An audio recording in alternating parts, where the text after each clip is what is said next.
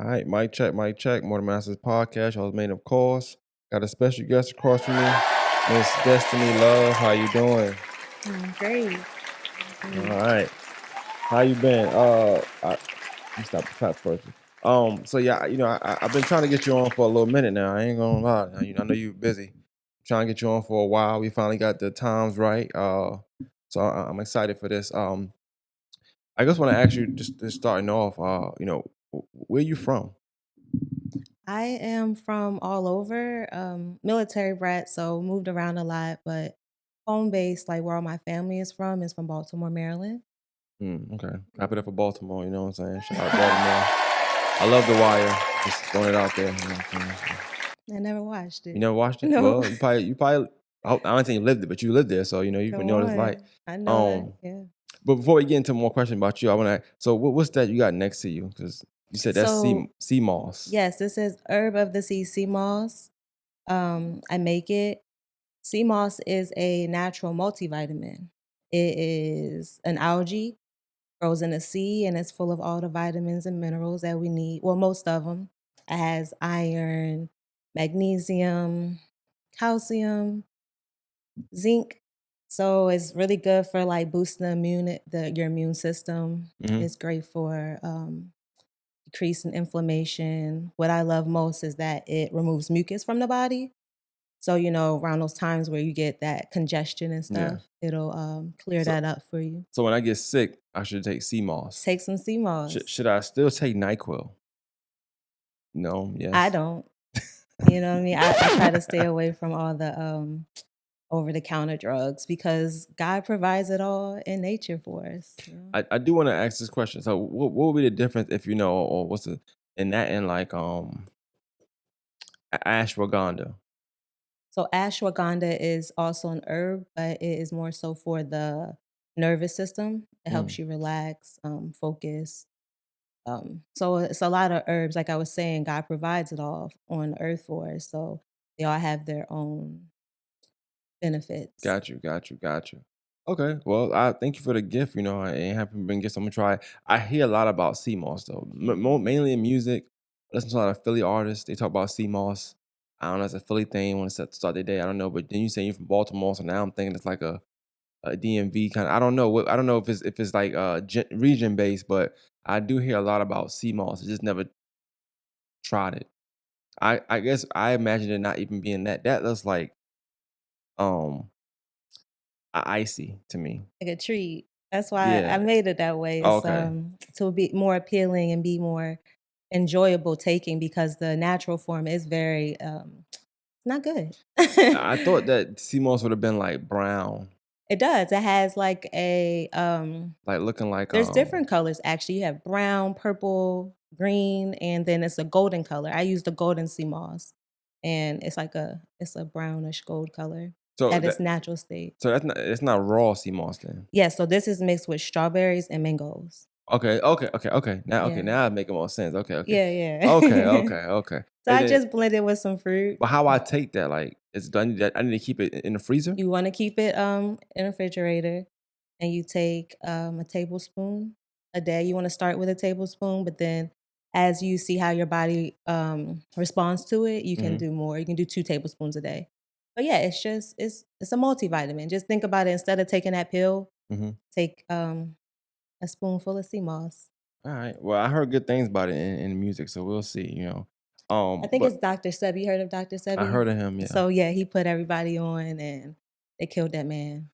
They say he It's died naturally, but man, he was curing cancer, HIV, herpes, and all of that. I So they heard was like, I we gotta get heard him out of here. I heard about I hate that AI now because a lot of times they use him to like sell products that I don't think he's Hmm. behind. Right. They'll use So his voice. yeah, but Yeah. I'm thinking he talking. So I'm like, okay, well, they say this is the guy. I'm listening up, Mhm. but it's not even him. So Gotta be um, careful. This AI. well, something that's not AI is you here right now. So I want to get into to your story a little bit.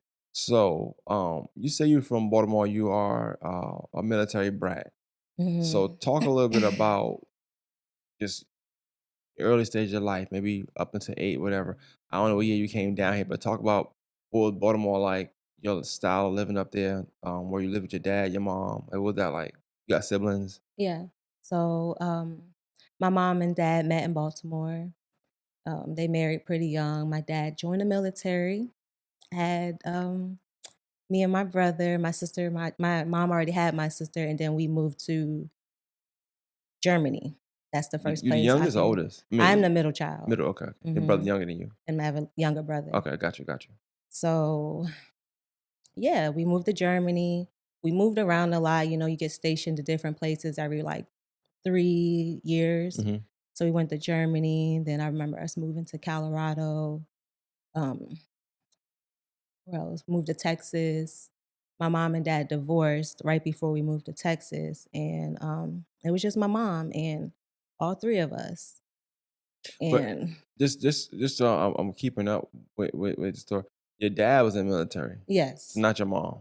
At first, my dad was, and then when my dad and my mom divorced, my mom joined the military. So that's how Wow. she was able to support the 3 of us. Okay, that was in Texas, though, or before y'all My moved to dad Texas? went back to Baltimore. He got out the military. Okay. Yeah. He was discharged. He was acting up. Okay. Yeah, they got those rules pretty strict in the military, and I guess yeah. But so, alright, so talk and I don't know if you know, but talk about your mom joining, like, what went into her decision of joining the military? To provide for her children, I believe, and for herself, you know what I mean? Because it's with the military, it comes with a lot of benefits, so you don't have to worry about healthcare, Mhm. um, schooling. A lot of it, they pay for a lot of your amenity, like your rent, Yeah. bills and stuff. Like they'll give you housing. So it was a great opportunity for my mom to like start a life for us. I guess I wonder how that works. Cause if I ain't mistaken, it might be different back then, but don't you have to go away for a little while first too? Like, you Oh go yeah, to she had to go to basic training. But it's not too long. It's 2 months. So she went to basic training. We went to live with stay with my dad for a little bit during that time in Baltimore. And I ended up being with my grandma a lot. Great memories living with my grandma. um, but yeah, and then once she got done basic training, we moved with her to her first duty station, which was Texas. So okay. we went to Texas and Germany twice. First with my dad, and then when my mom joined, back to Yeah. Texas, and then we went to Germany again. So you really are from everywhere. You were from a lot of Yeah, places. yeah, yeah. What was that like as a kid? Like, how was it moving from place to place? Like, how could you have a set of friends or a best friend? Like, how was that? That was tough. That was really tough. Just always moving. I never really could like I would always make those connections and make friends, but 3 years I'm going to a new place and making new friends. I was Mhm. always the new girl. um yeah, so it was tough, but what I love about it is it made me very I would say open-minded to all different type of people and places. So which help with like I have like no judgment. Like everybody is their own person and I love them all. So, talk a little about like, all right. So, staying with your dad around that time, what was that like? I know you mentioned you being with your grandma. What was it like, staying with him? Like, I'm asking this because I have my own feelings, but like, I remember when I was young, I stayed with my dad or whatever. But a lot of times that meant I was staying with my grandma. Right. You know, That's cause exactly what so happened. I see him, we give me a hug, we Yeah, speak, and then it's like, well, all but right, I'm out. I gotta go do what I gotta do, you know what I mean? Grandma stepped up and I was with grandma for the most part, but being with my dad was nice. It exposed me to some things that I probably shouldn't have been exposed to at a young age, but because him just being young himself, like he had me when he was, I wanna say 18, Mm, 19. So when I lived with him, he was probably like 25. So he was still like trying to figure himself out, in the streets, yeah. you know. About I wonder how that so he went he's not laughing at him, but, like, he went from military to the streets, like, back to Yeah, the streets. yeah. That's a weird transition. But I know a lot of people do that though, Oh, for but sure. I feel like people go to military as a way out, but Mhm. then they get out. Like, they did I wonder why they just don't stay. Not 'Cause him, I know he got kicked out, but still, like and I don't wanna say I'm not for sure for certain if he got kicked out. I feel like he did. I think he got discharged, but I'm not for certain. But I know he did like a good 4 years, maybe 6. Yeah. You know what I mean? I right. Me and my dad's relationship is like it's in the works. It's in progress. Y'all Uh, speak now? we speak, but because of all the lost years of not speaking, it's very awkward Mhm. sometimes talking to him. But it's slowly growing though. But always good energy. My dad is a loving man. He took great care of us when we was with him. You know, me and my brother, we had a good time living with my dad for that time. What about your sister what about your mom? Like, what was your relationship like with your mom coming up? So that's a that's another top like okay, so with my mom, her being a single parent, it was really hard for her to like manage it all on her own. I'm sorry, do I look at you No, or you the look camera? nah, whoever you want to. It don't matter. Okay. Me, we in the same direction, so it's all good. Okay. If it's easy for you to talk, look into the camera, then do that. No, it's actually easier to talk to Okay, you. yeah, Okay. okay. Want me to look at you? Or no? You were looking Okay, at okay, me. I'm You making sure, good. okay. I don't know if eye contact be throwing you off, but oh yeah, go ahead. I just felt like I didn't know what to do. Nah, Okay. you But good. my mom, okay, so her being a single mom and like having her own experiences trying to navigate through life, it was things were hard for her. She wasn't as motherly as I would have loved growing up. I felt very neglected. Certain things um weren't done and I felt it. I knew something wasn't right. My mom, she dealt with depression. She dealt with um overload of work. She's in the military, you know, with 3 kids. Mhm. So it was a lot on her. So a lot of time she spent sleeping, trying to just, I guess, recharge. And a lot of the basic needs as a child just wasn't met. So for years, I held a resentment towards her. Was Um, this alright, I'm asking this, did you hold resentment in real time or at a time when you was able to reflect on things not being done the way it should have been done? in real time, because even as a child, I've always been very aware of my surroundings and I just always seen things differently than most kids. So just, you know, having conversation with other kids and they like, "Hey, what you eat for dinner tonight?" And I'm like, "Shit, we don't eat dinner around here." Come on, man. You know what I mean? I don't know. I'm making up stuff. Like I guess we making up stuff, mashed potatoes. But you said y'all was in the military, like, don't they feed y'all? Oh, for sure. It was food. It's just You mean like somebody making dinner and making dinner nurturing. Yeah, time a dinner time it was thing? no Like dinner you see on time. movie, like you see on a TV show, everybody at the table eating dinner Yeah, together. we didn't have that. It was really Fend for us, yourself. fend for yourself. So I'm I got making bologna cereal, sandwiches and bologna, sandwich cereal. meat. Yeah, Okay, I got you. So y'all did have yeah. dinner though, but We just had food, yes. y'all didn't have dinner time. We didn't have dinner time. But y'all ate at the time people normally eat dinner. Put it like that. Y'all did eat during that time, but it wasn't dinner as we know it to be, as a family gathering. Yeah, And it wasn't dinner food, you feel like. right, Okay. right. I got you, okay. So she didn't cook. She didn't cook at all. Probably was tired. Right. A But, question, you know, with that though, as I'm a single mom and I work hard as well and I be tired, but I make sure my child is fed. So it's just like, I guess that's that resentment, like knowing that I know it's hard, but your children need what they need. You can't neglect what your children need because you're tired. There's can I no way around it. can I ask you a question? Did you hold resentment to your dad when you were younger? In real Yes. time? In real time, I wouldn't say when I was young, because it was like I didn't have the relationship with him. So it was more so what I felt for my dad was missing him Yeah. more than anything. What Um, what I'm just out of curiosity, what did you miss? Because I'm wondering. I know we're gonna move on from this at some point, but I am wondering like when your him and your mom were together, was there dinner then? Like was she cooking then and stuff? Not I'm not saying a cooking thing. I'm just trying to paint a picture of you saying you missed him. So I wonder what you missed relationship wise. Or did you just yearn for something with him?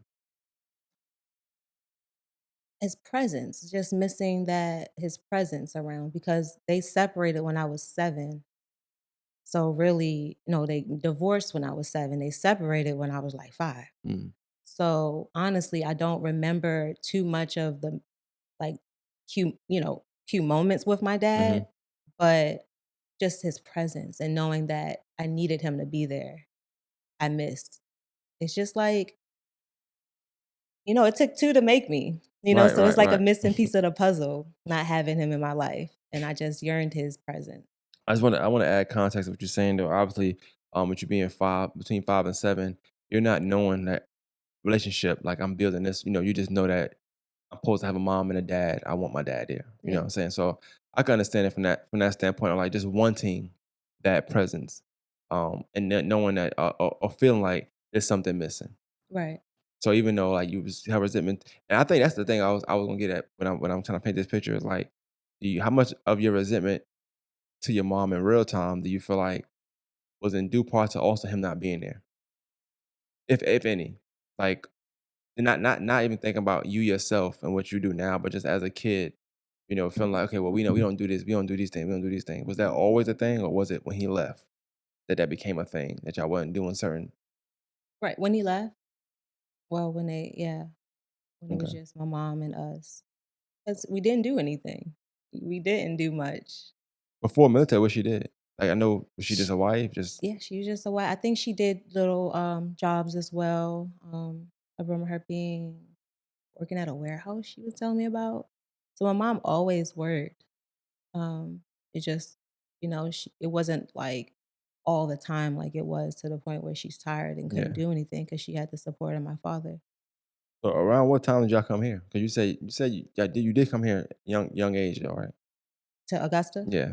So Augusta, when my mom joined the military, first we went to Germany, and then first we went to Texas, then we went to Germany, and then we moved to Georgia. So I'm moving from Germany to Georgia at age, I wanna say I was in ninth grade, so I'm like 13, 12, 13, and, culture shock. Major culture shock. I was a new girl, like always, and, you know, the new pretty girl. So all the boys liked me, and then, of course, the boys had girlfriends, so they hated me. My goodness, and a lot of jealousy and stuff, and I'm just like, "What is going on?" I remember just What school you went to? I went to Glen Hills Middle Okay. Well, for yeah, my you a for 8th Spartan? grade, huh? Oh, Glen Hills Middle for middle school. Yeah, I Okay. did 8th grade. So I came in 8th grade, that's what it was. Came in 8th grade, and then I did ninth grade at, half of ninth grade. I couldn't even finish all of ninth grade at Richmond ARC. Um, Oh boy. that's Went where to it was really Richmond. tough. I mean, all the girls in my they was trying to jump me. I didn't even know. I'm just in my own world, la la la la, and my sister like, "Girl, go hurry up," and I'm like, "What?" She was like, "They trying to jump you." I'm like, "What?" How you go from them two schools? How you go to Glen Hills Middle then Richmond? Like, what was it? Was it you just picked Richmond or was it? No, that's the zones for the, military, for, Fort Gordon Military Base. Uh huh. That's what the school they sent us to. Oh, 'cause y'all lived on base. Yeah, So Fort okay, so Gordon. they sent you to Richmond. I wonder Mhm. why. Right. You know, it's a slave trade school, but I ain't gonna get into that. But I can't stand Man, Richmond. culture shock, I'll tell you. Oh my god, at Glen Hills Middle, it was a big old Bloods and Crips riot. What? I didn't know what was going on. I'm like, "What is this? What is happening? It's so much chaos and everyone's so angry." I remember I would never forget the day. It was in Mr. Jones' class, um, at Glen Hills Middle, and it was just a lot of bickering, everybody talking about everybody, and I remember just standing up and being like, "What is going on here? Why is everybody like this? This is not how it should be," just pretty much preaching. But it's crazy because years down the line, one of my friends from when I was in middle school, she was like, "Girl, back then I didn't get what you were saying, but as I've gotten older, I see. Like it's a lot of pain here. People just angry." Yeah, yeah. And I'm like, so, but it's funny how things work because I experienced that here, and then I was too young to really know of it. But when I moved to Baltimore, I experienced that same energy. This is older you. This is the older me. So I don't want to skip on it too much. I want to stay there Okay. just for a second. Yeah. All right. So you came to school. You came to school down eighth and ninth, eighth and half of ninth, Yeah.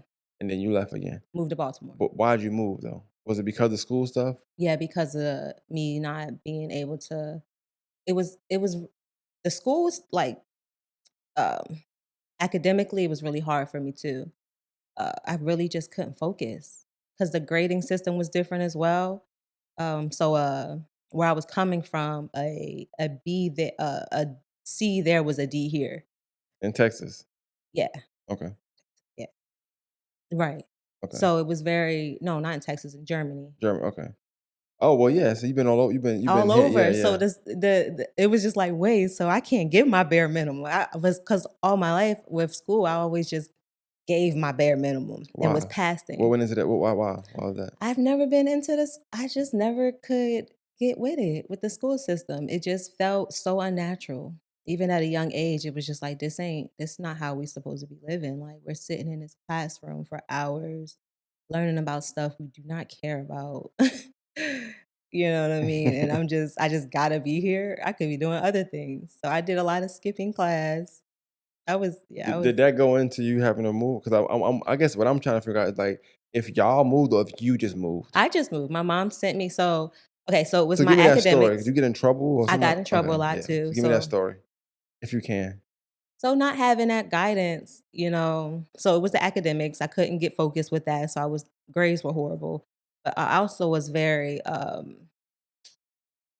was a rebel. I've always been a rebel. So when I would go outside, I'd get in trouble. Um, mm, I wouldn't tell this story. It's kind of backtracking, but it it all connects in Mhm, its way. But in Germany, they had this. So I was in Germany from 8 to 12 years old. In Germany, they have this strike system for for adolescents. mhm. And you had 3 strikes, and you got kicked out of Germany. Like certain things you did. So I got those 3 strikes. I was fighting for the one for first my first strike.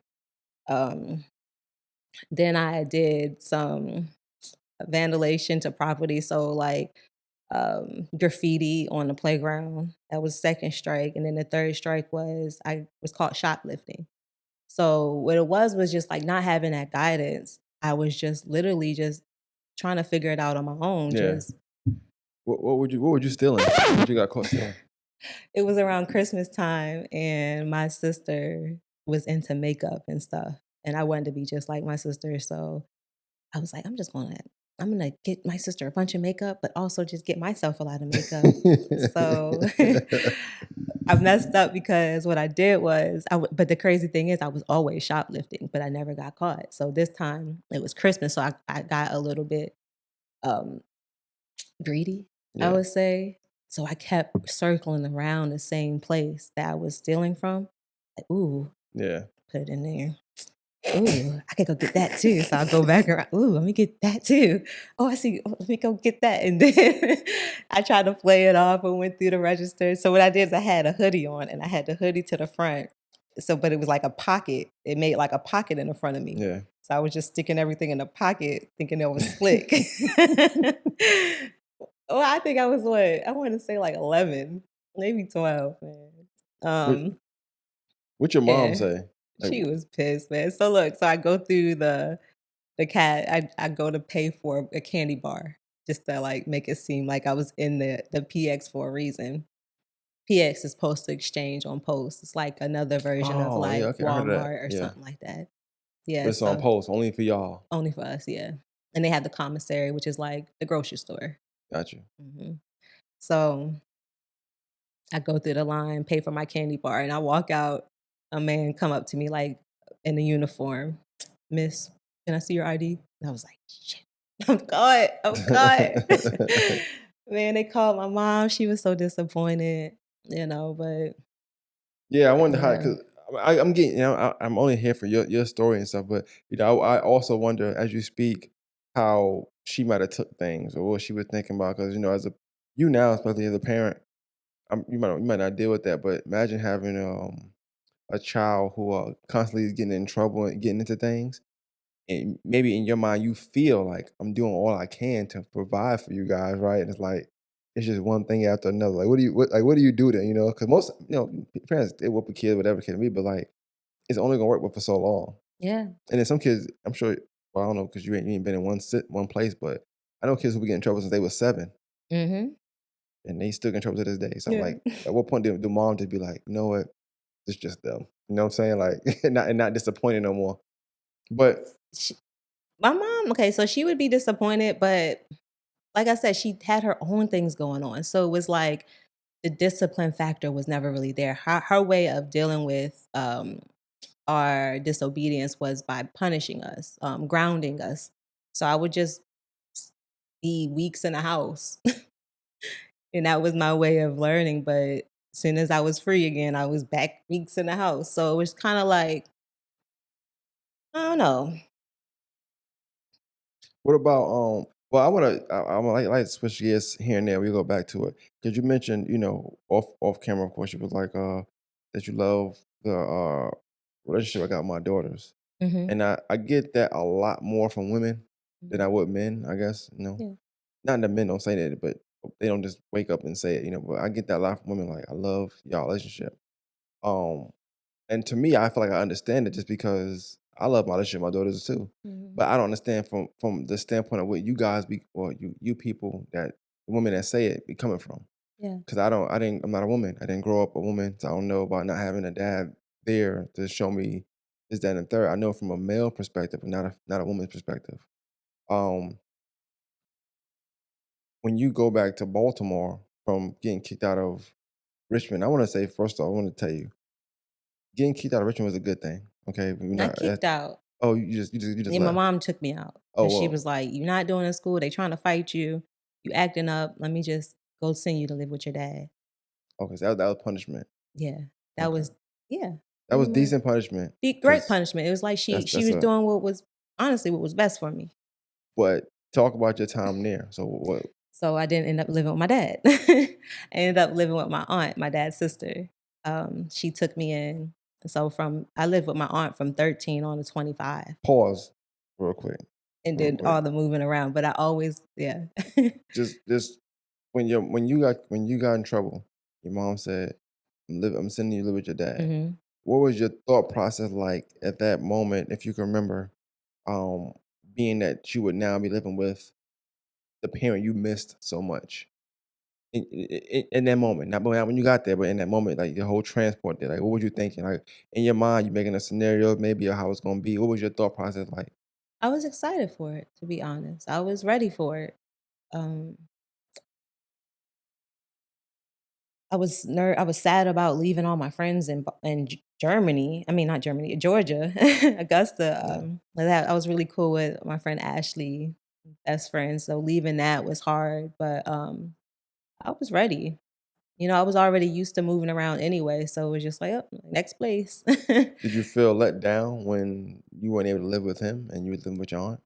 No, because his circumstance where how he was living, so he was, in a relationship with a woman with 4 kids, and they lived in a really small house, and it was just not enough space for me anyway, and it was uncomfortable, I didn't like being there, so I was very grateful to live with my aunt instead of my dad because she just bought this big old house, she had 3 bedrooms, I had my own room, it was just me and her, so I was living a life, and my aunt, she's into fashion and she's a boss, man. So Mhm. it's just like being with her was very I love being with my aunt. Imma get into that in a second. I wanna ask you, 'cause it's coming to my mind now. At any point in real time during that time, did you feel like it wasn't necessarily punishment, but did you feel like you was giving away? Oh, for sure. I didn't so in that time period, um, I didn't feel like that. But later on as I got a little older, I was like, dang, my mom just kinda she gave up. You know what I mean? Because and then I felt that way mainly because when I was living with my aunt, my dad or my mom never called. I guess they felt like I was in good hands, which I was, but I still need my mom and dad, you know what I Mhm. mean? So I felt very just like Abandoned. abandoned. Yeah. Perfect word. Yeah. How did that play a role in, like, your decision making? Because you a teenager at this time, right? Mhm. Or starting your teens, because ninth grade, about 13, 14. Man. So talk about that. Like, what was that like for you? I'm talking about even just with anything. Well, and I don't mean as far as like physical sense, but sexuality as far as like what do you like, right? A sexuality in that sense, or if it's boys, whatever, dealing with boys, like how do you determine whether this is a good guy to talk to, it's a bad guy to talk to, this is true, this is false, this the kind of guy I should be with versus maybe not. Needs to crash and hang around. So all those peer pressure teen decisions that are thrown at teens on a daily basis, sometimes multiple times in one day. Mhm. Um, what would you grade your decision making and what was that like for you during that time? Out with the wolves, out there with the wolves, man. I had no idea what was going on. I just was like, every day was a new struggle, and I was figuring it out on my own. I didn't have, my dad to tell me, watch out for this type of guy, um, or tell me I'm beautiful. So we mentioned before how I was saying I love your relationship with your daughters is Mhm. because you being there with them and giving them that love and attention is going to help them navigate through life and not feel like they need to seek that from all these men and like they're not trying to fill that void, which I was doing, not just with that male figure, but even that woman figure. So my sexuality was I had struggled with that a lot. Um, just yeah, just giving too much of myself. I lost my virginity at 13. Just yeah, not knowing, man. Finding out the hard way with a lot of things. Did you Yeah, and this was like Baltimore, I'm assuming? this was in Baltimore, but this was like so in Georgia, Augusta. I lost my virginity at 13. Um, right before I moved to back to Baltimore Gotcha. with yeah. That's another reason why my mom sent me. She read my diary. She was like, "Oh shit, she really out here. Like she done More had to the sex story. already." Yeah, yeah. Just a pivot, not pivot, but just a standpoint, not a pivot. You as a mom, Mhm. I know you got a son, but in this scenario, you have a daughter. Yeah. All right, named Destiny. Mhm. Okay. Matter of fact, put yourself in your mom's situation. Yeah. How do you handle that situation at that moment, if, in using your motherhood style? How do you handle that situation? Because she'd handled it. She sent you away to live with. I wish that she would have talked to me more. My mom wasn't good at just talking. She was more of action based, I would say, like I guess the military did that to her. I don't know, but I just wish she would have talked to me versus just reading my diary, getting offended by the things I was doing or even saying about her. I remember she wrote back at my diary was missing for like 2 weeks straight. And I'm going crazy, like, oh my God, who got my diary? There's some stuff in there. I don't want nobody to know. Then 2 weeks later I find my diary under my pillow and I'm looking through it and at the end pages she wrote back into my diary telling me like how disappointed she was in me, how mischievous I was, how if I call her a bitch one more time, like all type of stuff. And it just put a bad taste in my mouth. And it was just like, damn, like just talk to me. Cause at the end of the day, if I was in my mother's shoes, I would talk to my daughter Mm. and figure out what it is. Why is she doing these things or all of that and just give her that love and attention that she's seeking. Because that's literally all it was just me seeking that love and attention. Yeah, you said a lot. I think just to just to kind of put some things in perspective that you had mentioned in regards to me, I don't necessarily know everybody's story, but I be feeling like some stuff is textbook or kind of common sense. And I know that a lot of things as a teenager, even for myself, that I witnessed and had to try and fail on, like you were saying, with the wolves and stuff like that. I know that I didn't have to do that. Had the right parental um, Guidance. guidance in certain scenarios. Mhm. Granted, my mom only could do but so much. I'm a young man, right? Yeah. And then my dad had a situation, so he couldn't be around. So that's when you get the wolf thing. So I always feel like, okay, well, had I had a son, I know what to tell him about. But I knew I knew that I always wanted to be transparent with my kids. Mhm. I think people think that you could tell them too much. I don't really believe that in a sense. I just feel like I know they're gonna know what this is. They're gonna know even down to I know people hate that, but even down to watching certain movies. Am I sitting there letting her watch a sex scene? No, not of course not. But even my youngest daughter, she know that I'm gonna turn her head, daddy. I'm turning, just I like the awareness Yeah. because that's what it tells me she's aware. I Yeah. like the awareness. Um, but I talk to them. They ask me questions sometimes. They might ask me something like, "Hey, why are you married, mommy?" or something like that, right? Or whatever it can be. I don't mind telling them like, "This is what happened. This is what's going on," and I feel like they need to know that so that they know. Okay, well, this is my dad. This is my first male figure, person I know. This is my example. They might not know it right now, but later on in life, that's how it's going to be. And he was able to communicate this. He able to answer this question. It wasn't never I don't know or I never had to go figure it out, Right. right? I think even from what you're telling me, it seemed like you had to figure some stuff out. The only thing with figuring it out is you don't. The good thing about life is you can learn vicariously through people. You can Yeah. live and learn through them, right? And so, whereas you see one person's mistake, I ain't gonna do that. Right. Something small. Somebody come to school, no deodorant.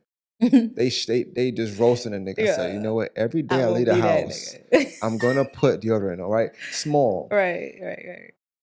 Now, the stuff you might have dealt with on whether it's sexuality struggles or just sexuality in the physical sense tip. Um, Sometimes we don't get to see that, and Mhm. and if you do, you lucky if it's not you, especially at that age. So, what was that like even in school? Like, going through the things you're going through, doing the things you're doing, maybe your decision making around that particular time. What did that make school hard for you at all, or was it still smooth sailing in school? No, it was all hard, man. I was in school, worried about everything but school. Man, I remember just, like, I used to skip class a lot, skip school sometimes as well, most likely it's with a boy. We, kissing and all of that stuff, just being grown. Um, What would you say? And this I don't want to stay too much on it, but would you say like maybe since at the age you lost your virginity at, would you say you might have was more advanced than some people, or no? Or some men that you might have dealt with, like boys, or rather, not men. no, I was always into, like, maybe I was at some points, but my I lost my virginity to a guy that was older, so he didn't already experience that before. I'm the baby in a situation like, Hmm. which was one of the worst experiences of my life. When I lost my virginity, it was horrible. It was so horrible. I literally felt my innocence gone. Like I felt something, a part of me leave. It was spiritual more than anything. Like I would never forget. Did I you feel called my best down friend crying. bad? I felt so bad. I felt so defeated. I felt like I said, so it was a spiritual something happened in me. And I remember calling my friend crying, like not excited about what just happened. You would think, oh, because the thing about it was I was always fast. Like I would lie about my sexual experiences growing up. I was that kid that was like, um, I'm bringing a condom to school. I used to draw penises in class. Like I was very, Whoa, what you I got know, I going know, on? I know. Pause. I was very fast, man. I was curious because I had no one telling me like what was this and that and that. So I'm just figuring it out. You know what I mean? And fascinated by it. Like, oh, what? but, But I- but but I feel like that's common at that it's age common. It because is. Them hormones. your body start to change, you start to Yeah, feel certain things. But I feel like that's when the parental or the it's parents. necessary the Yes, most, a lot man. of people, a lot of kids, embarrassing punishments and stories come from like sixth to like ninth grade, Hmm. and there's normally something they found something in their phone. Yeah, They saw you watch something on TV, or it's like, and that's a good way to stop something that can spiral out of control. yeah. Cause you a kid gonna be curious Oh, for regardless, sure. Yeah. so it's a good way to not even stop it, but more so referee that curiousness. Yeah. And like you were saying, what you do with your daughter is just be open about it, talk about it. Like, Yeah. don't be like, "Oh, we can't talk about that." No, Yeah, tell him yeah. like, you know, I that's I feel sex. like even saying we can't talk about it, like, it just makes them more curious. Like, because now it's like, "Well, why Right. can't Why we?" can't we talk about it? You know what I'm Right. saying? So Mhm. let's just talk about it for real, Let's and talk about it. this way, I can educate you. So I won't feel no way if you do make a mistake. It's like, "Hey, I told you." I ain't Yeah. gonna say that, but, it's like, at least I can feel like I did my due diligence. Man, my son is 7 years old, right? And I was talking to a friend and he was like, "I want somebody to" this is just off, but it's not off, it's okay, anyway. It's a He podcast, was what we do here. Go yeah, ahead, go ahead. yeah. He was like, "I want somebody to twerk on me," right? He said it, but I responded out loud. I was like, "Imma twerk on you." But I said it out loud, right? My son was like, "Who you twerking on?" I was like, "What you know about twerking?" I was like, "What's a twerk art?" He was like, "When you shake your butt." I'm like, "Oh my gosh, my baby know what twerking is." Yeah, yeah. I didn't teach him about twerking. So like I said, like, they get exposed to it all Mhm. anyway. He's 7, literally just turned 7, know what twerking is. Yeah. So, and it's I can't like it's crazy because I had to reflect on my I said it out loud though. Now he know that I want to twerk on somebody. I want to shake mama want to shake her butt on somebody. That's But funny. yes, so I talked to my son about all of that stuff. Like just the other day we had a conversation about where he come from out like I tell him he came out my butt. He was in my belly, he came out my butt. And he just can't take it. I was like, "You just a living poop." Just but I give him I don't see with children, you do need to be mindful of what you tell them in certain ways. So it's like, I don't know, I'm very strategic on how I talk to my son, like the things I do expose him to, you know. So after I'm saying you come out my butt, I'm like, Dad. I think about it to myself like, dang, I don't want him really thinking that he came out my butt, right? So I tell him he Like he a came piece of out. or something like Yeah, because I told him he's a living piece of poop, but that. playfully. We have a Yeah, yeah, really yeah. great relationship, right? I say everybody's just living poops. We just living out here. And then he's like, so I tell him, I'm like, you came out of mommy's private part. And he still can't handle that. He like, what? No, nope, no, I didn't. No, I didn't. And but those I love that I can have those conversations with him. Um, Yeah. I I don't wanna stay on it the chronological order for a minute, but, um, you mentioned you was living with your aunt around these times. You would, like, I guess, skip school and stuff like that. What was her stance on that? So with my aunt, she was very hardworking. So she was working all the time. Honestly, she didn't really. My lifestyle was great living with her. I was provided everything I needed, but emotionally, I still was missing that. She didn't talk to me about what was going on with me. No check-ins. We didn't talk about boys. It was just literally the same kind of situation, but um, more freedom, honestly. Yeah. 'Cause it's just me and her. So she'll go to work at what? 6:30. I don't gotta be at school till 7:30. So she'll leave to work and I just stay home. Mm. Or or I'll go to school, but I'll leave early because I lived literally like walking distance from the school. So yeah, I was very free. I did kind of whatever I wanted to do. I was always going out, partying and stuff. I started drinking at 16 years old.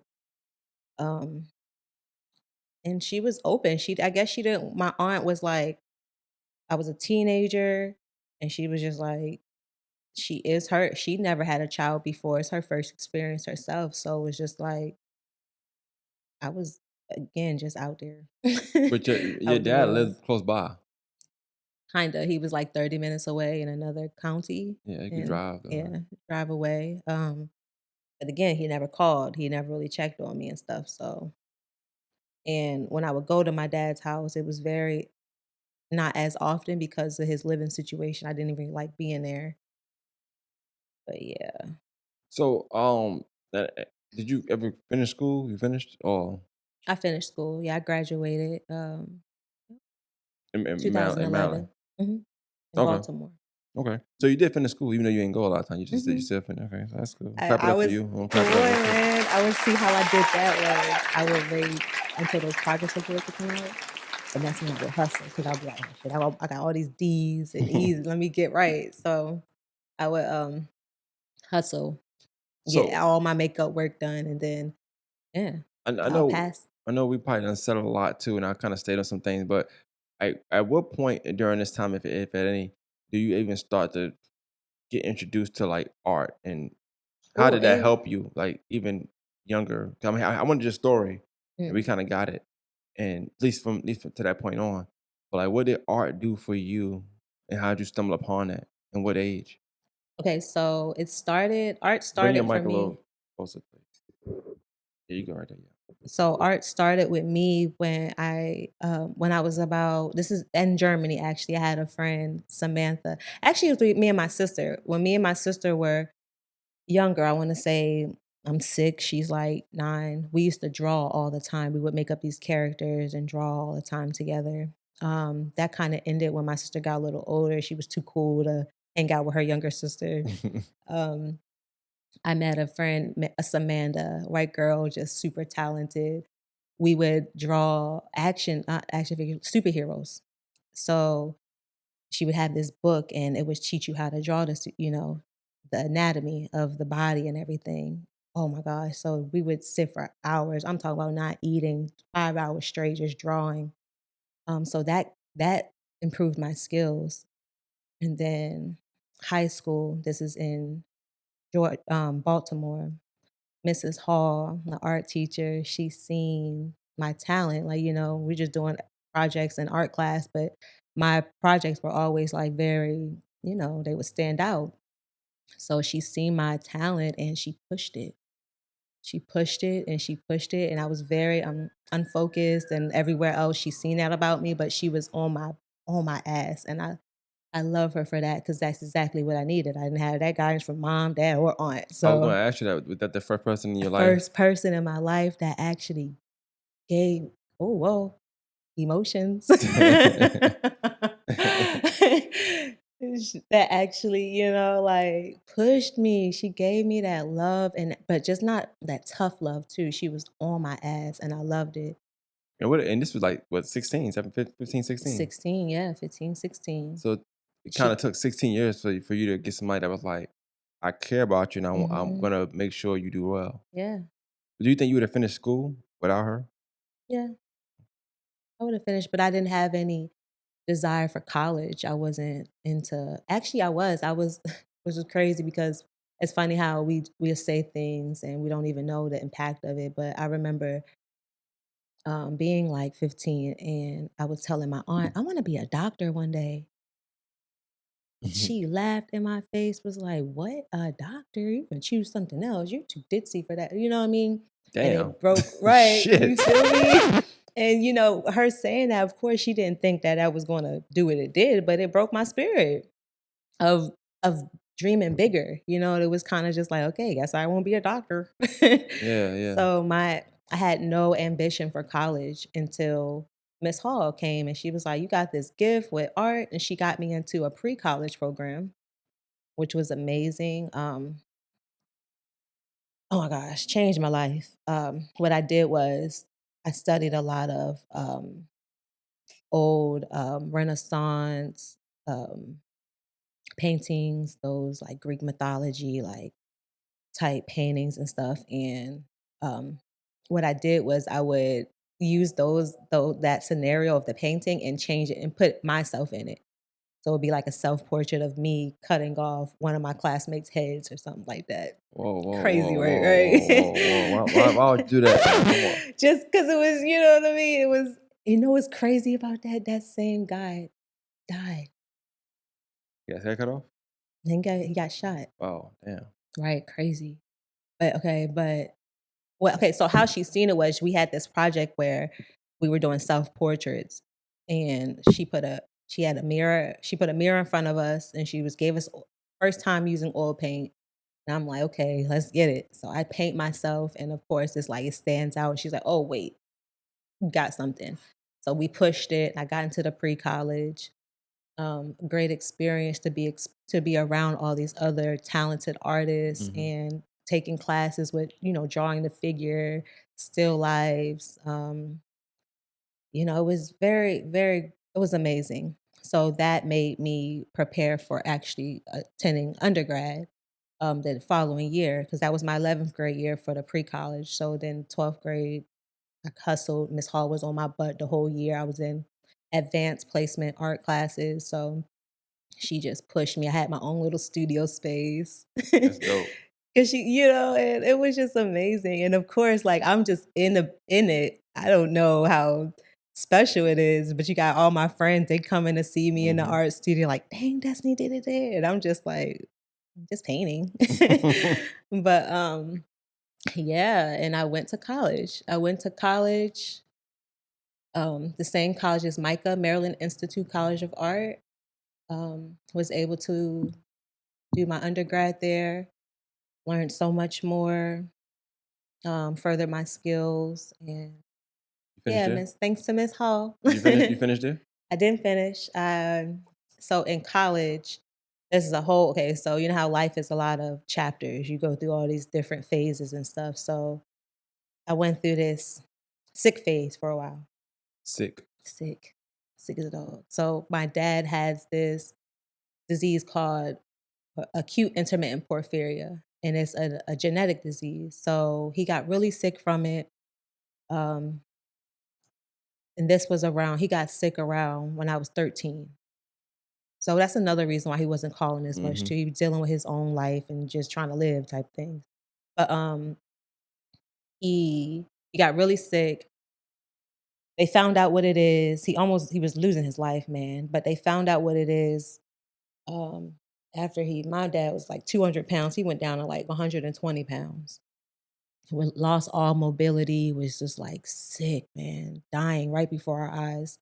And they found out what it was. He's going through this for like a whole like 6 months, just deteriorating. They found out what it is. They give him the treatment. He come back to life.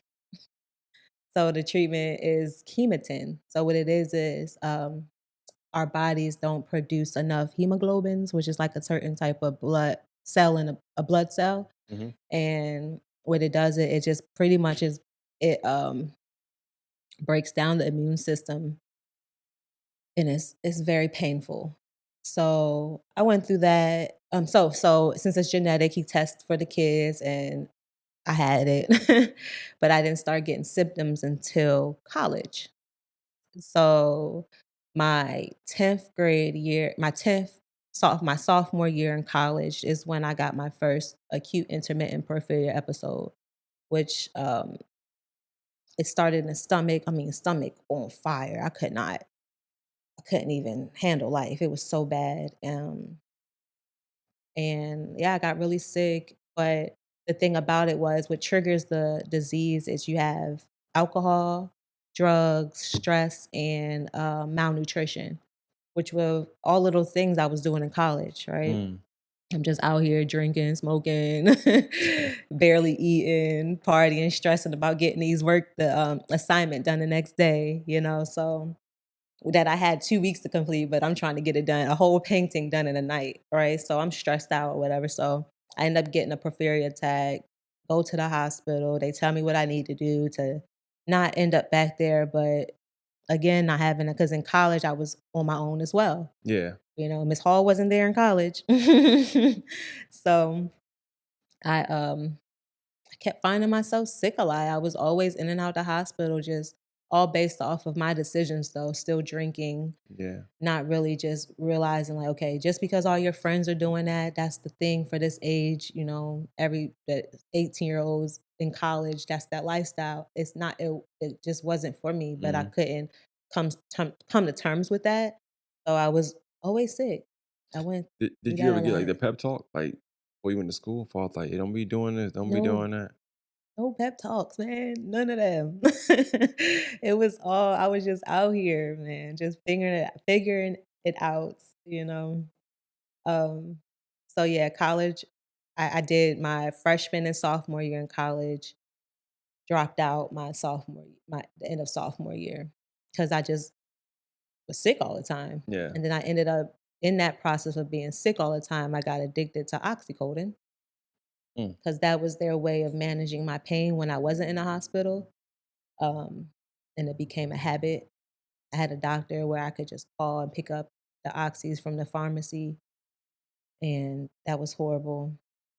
But yeah, dropped out, started working at Coach. That's where my aunt was working. She was a manager at Coach. The clothing line? Handbags, Oh, okay. the leather Yeah, yeah. handbags. Mhm. Girls, well, women, Yeah, yeah. yeah, The yeah. expensive stuff. Expensive stuff, Gotcha, right? gotcha, gotcha. So having that connection, that actually was my first job. My In college, I was working at Coach. My freshman year, the end of freshman year, I started working at Coach, no part time, and you really couldn't tell me nothing then. But then when I dropped out, I just continued working at Coach. Ended up being a manager there Mm. and like growing. But Moved on still, up. in the whole process of working at Coach, being a manager, I'm addicted to oxys though. So Oh, you was that manager. I was that manager, but I was efficient. I was doing my job Now, because how managers that be on drugs be super efficient. Like to so me, efficient y'all be doing too much. Y'all running around. Yeah, y'all be on doing a it, lot. on it. So yeah, So yeah. you say your aunt worked there too? Was she a manager too? Oh yeah, she was a manager, Okay, okay. store manager, Oh, okay, and okay. Cool, then cool, cool. yeah, so that's what she's been busy. That's what since living with her, that's where she was at. That's where she's been working. But when you work retail and then you're a store manager, you got to think about those hours. You're there all the time, You be at work more than you at open home. and closing half the time. You Uh-huh. know what I mean? So it was just me in that house all the time by myself. Um. Now, I am curious. I guess I know because you do come back here at some point. Um, what's the point of when you working up there? So you done with school? You dropped That's out of when I school. moved back. Yeah. So, at what point in your life do you come back here? Like, what stage of your life are you in around that time? Okay, so now this is where I am out of college. I'm in Baltimore. I'm living on my own now. I done moved out. Moved out. Moved out at 19. What was that? Before we get into that, I want to talk about that real quick. What was it like moving out? What went into that decision to move out, and what space were you in financially, spiritually, physically to be able to move out? So I was at a manager at Coach. So I was making enough money to support myself. I ended up having a roommate too. But the goal was I moved out, but I moved near Micah because my goal was to go back to school. Hmm. But because I was dealing with the porphyria, always sick, not taking care of myself, working full time, what ended up being I became a manager, but then I also picked up another job because bills they add up on you. Hmm. I had another, so I was working two jobs at the time. But then life just got super heavy on me, spiritually, emotionally, physically, in every aspect. And um, I called my mom, was like, "Mom, I can't do this. Can I come live with you?" And she was like, "Come on, baby." So, So, yeah, I do. I want to stay there for a second. okay. Um, did you? Because I'm only assuming based on what you're telling me, but did you have to build up courage to call your mom? But did you feel comfortable calling her and telling her that? And then her response, was it warm for you to say? Did you feel like she missed you? Like, what was that? What was that phone call like for you? So although me and my mom's relationship growing up wasn't what I wanted, me and my mom have always had a relationship. Like we've always been able to talk to her about anything when we would talk. So it was nothing. I told her my situation. She listened and she was open arms, like, come back. I guess it's just a lot of people work off of that out of sight, out of mind type of Right, right. mentality. You know what I mean? So whenever I'm with my mom, it's different from not being around her. So when I moved there, she was able to pinpoint what was wrong with me. Like when it came to my addiction to the oxycodone, Yeah. she was like, "Girl, you addicted," and I didn't know I was. I'm just thinking I'm taking this because I'm sick. I need to take it to because I'm in pain. Right, This right. is how I deal with my pain.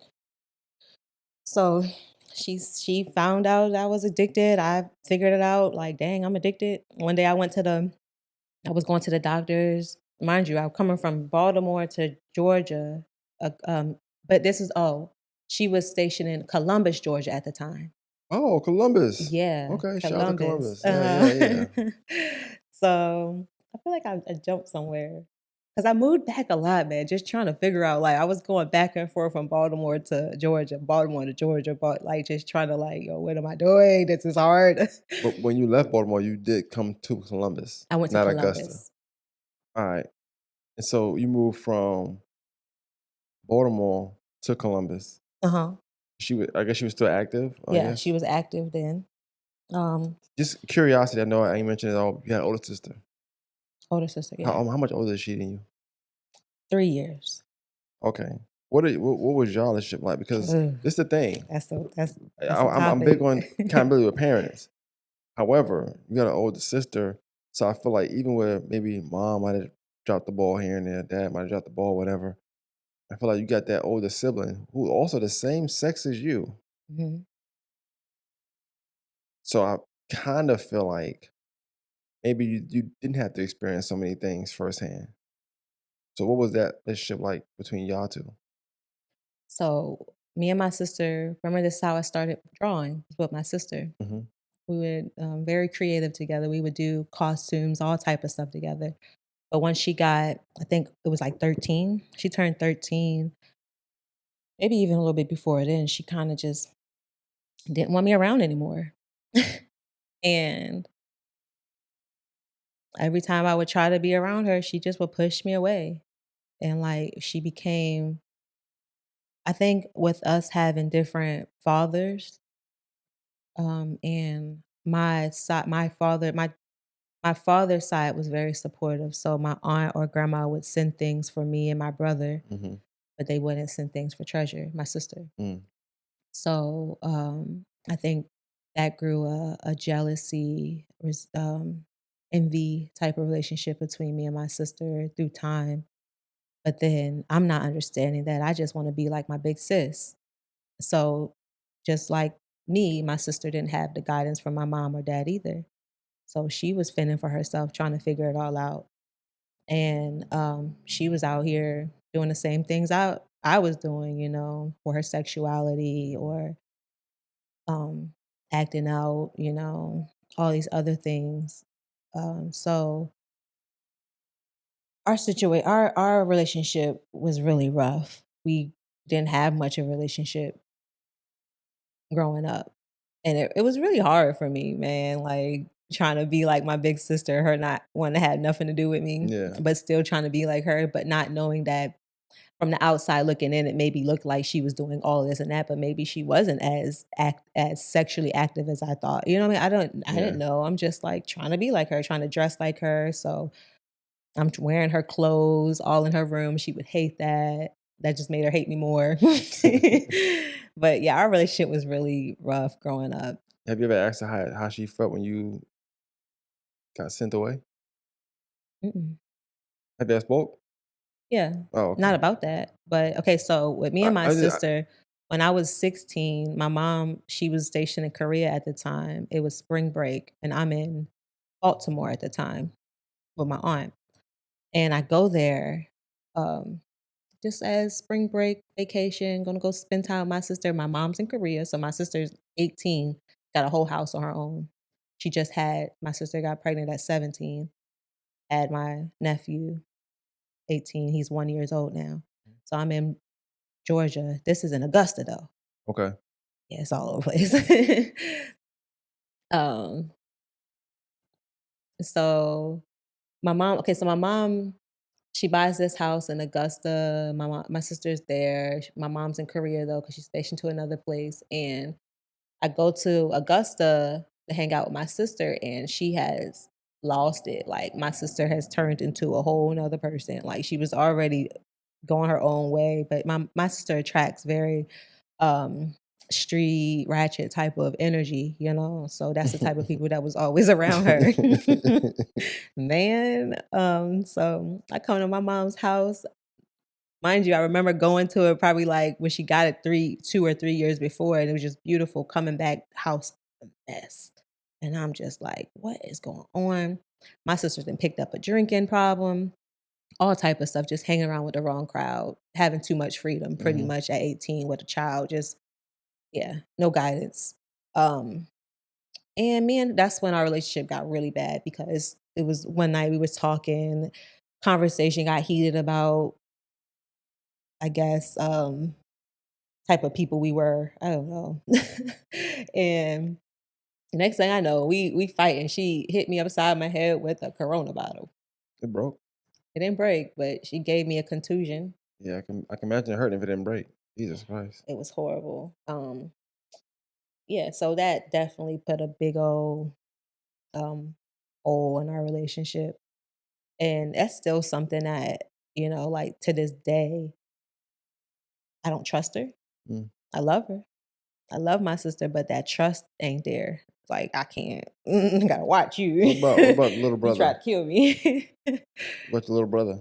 So my brother, we we've always been close. Me He and had a my birthday? It was his birthday the other day or something? what'd you say? It was your brother's birthday the other day? That's my son's birthday the other Your day. son. Oh, okay. Uh, I thought I seen you post a picture with your brother.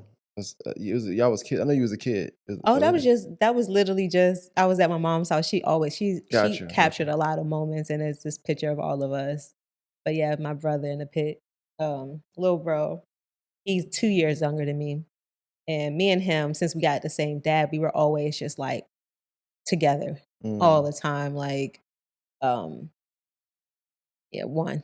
Um, just one, man. We had a really cool relationship until when we were living with my mom and all of us, when my mom was in Germany with all three of us on her own, my brother started picking up like feminine ways, just being around the girls all the Mhm. time. And my mom went to send him with his dad, my dad. So he left. So that kind of put a strain in our relationship because he wasn't with us no more. He was living with my dad. So, and then even when my mom ended up sending me away when I was 13. So about 2 years later, I got sent away to live with my dad. I didn't live with my dad. I lived with my aunt. So that was that Well, who would your separation brother there live with? too. My dad. Did you ever feel some kind of way like he could live there but not me? No, because I didn't Oh, want to you be didn't there. want to be Yeah. there. I did not want to be there with them kids. It was just a lot going on in there because she had four of her own. And then my Yeah. brother was there. And the house was, oh my, we ain't going to get into too much detail, but it was a mess. Um, so, and I think my brother had some sort of resentment though, because I was living with my aunt by myself and I was spoiled. Like I Mhm. was wearing True Religion jeans and rocking Coach purses, all type of stuff at such a young age. Yeah. Because he was actually living with my aunt for a little bit too, but he just couldn't get with the respect aspect. Like with me, I may have been very rebellious outside, but when it came to adults, I was always very had manners. Like I know I found out at a young age, like you're never going to win with adults. Like if an adult tell you to do something, just do it. Yeah. Okay. I was like, art legend, just say okay. You can get through it. And so that was my way. He had a little bit resentment towards that. Like, why Destiny get all this stuff? She do that, she get that. And I'm here with dad and I barely get anything and all this stuff. But then with him living there, me living with my aunt years down the line, he would get in a lot of trouble with all of that stuff. He was on Scared Straight for a season. He was? One of the episodes, Your funny. brother? My brother and her kids, because they was just out, little boys That's just out in crazy. Baltimore City acting the fool. So they ended up getting on Scared Straight, tried to scare him straight. Didn't work? Sat my brother at work, Oh, okay. but my stepbrother Kevin, it didn't. He actually passed away. He got killed. Oh, I'm sorry to hear that. Yeah. In the streets. Scared straight did not work for him. But my brother, he decided to join the military. My brother went into the military after high school, and he is now almost 10 years in the military now. He's about to be 30 years old. That's what's up. Clap it up for Yeah. him, man, for being Yeah. Shout successful, out coming to out little all right. big bro. What was bro doing? I did I had that question written down for myself. What made you not go into the military? I would say the first thing was my disease. Oh, yeah, yeah, you gotta be perfect Yeah, health to go in there. yeah, yeah. I was like, they ain't gonna want me. I'm always sick. That was one. And then once I got a hold of that and figured out, okay, it's the tattoos. I ended up getting this hand tattoo. They was like, oh no, you can't come in with the hand tattoo. So that was that. But yeah, it was just and then anyway, just deep down spiritually, I knew it just wasn't for me. Yeah. Yeah. So, alright, you back in Augusta, um, in Columbus, then I guess at some point y'all moved to Augusta. Yeah, back in Georgia in Columbus. I'm assuming at some point there y'all migrate or you migrate to Augusta somehow. Yeah, okay. So my mom bought a house in Augusta. When did she? Because that was when we moved to from Germany. That's when we moved to Augusta. Remember, I was saying that I Mhm. was like, I did my middle school in Augusta, Yeah, y'all was on base and though. that's when she bought the. We was on base, but she ended up buying a house a couple years after that.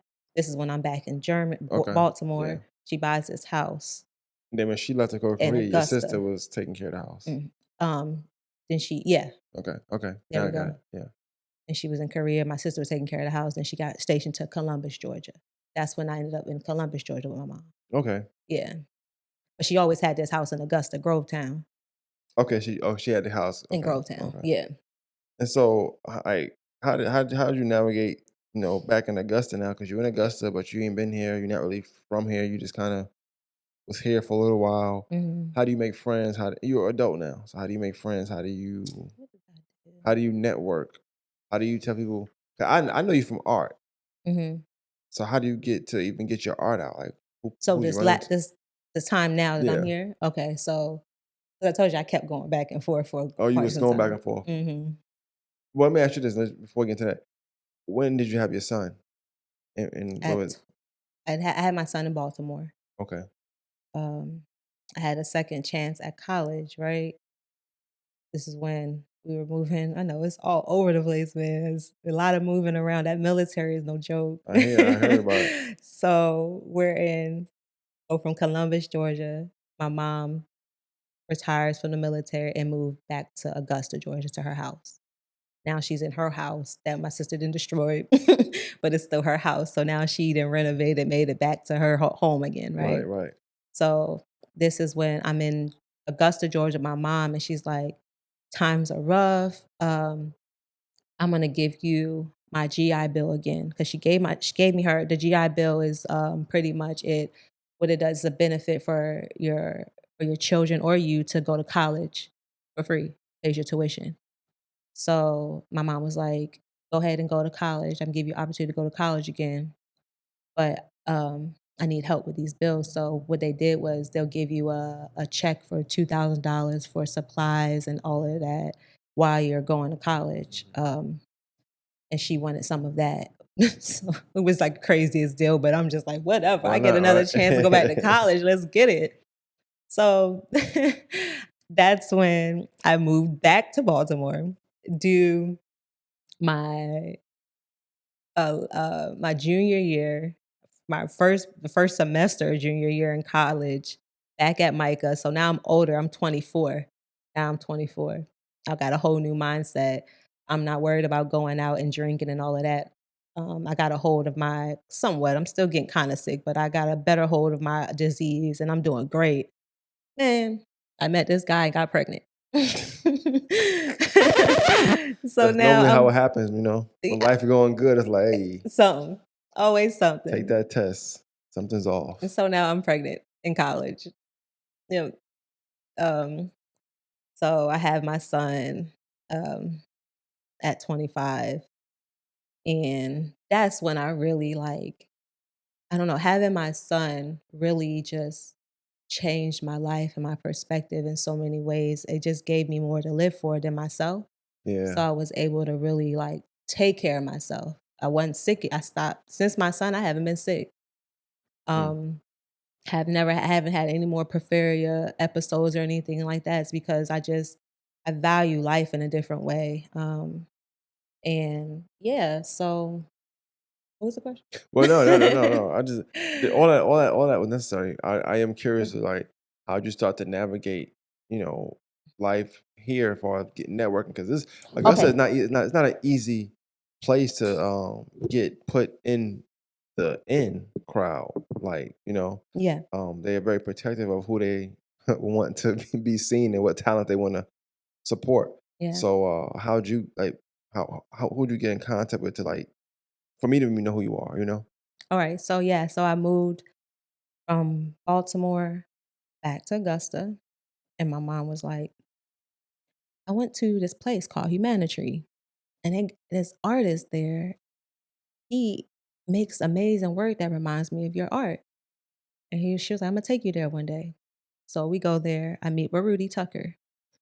Me and Mm, yeah, we just kick it off. I show him my artwork. He's like, "Oh, that's awesome.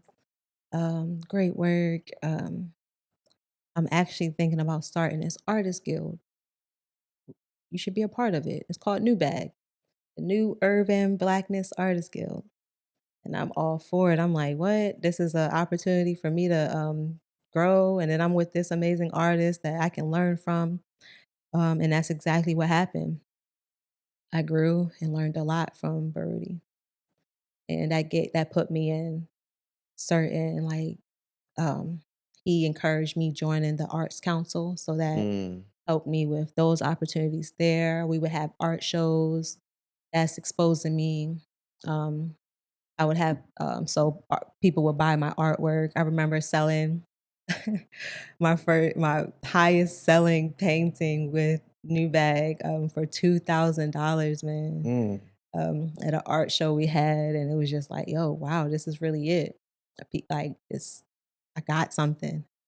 Um, but what I loved about working with B is that um, he would come up with these concepts just for the art show, like Afrofuturism.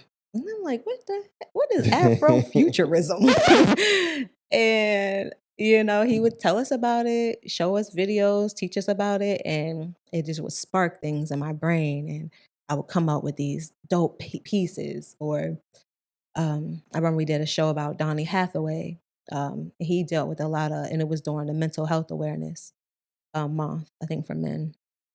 And that opened my brain to different things because I did my research on Donny Hathaway and realized he was dealing with schizophrenia and stuff like that.